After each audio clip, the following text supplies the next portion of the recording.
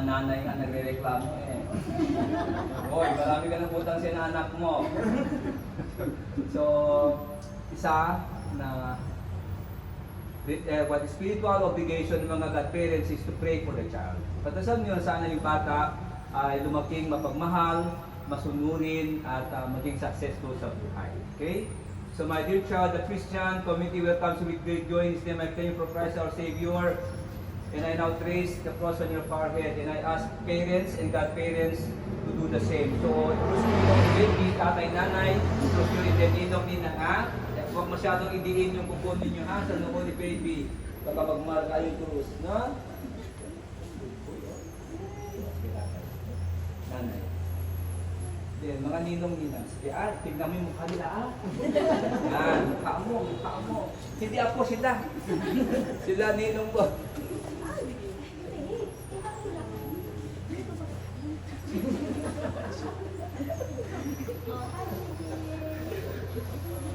Mukha mo, yung mga magwapo at maganda mong ninong-ninang.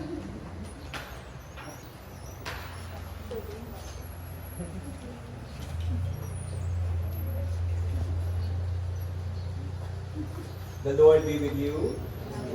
A reading from the Holy Gospel according to Matthew. Glory to you, O Lord.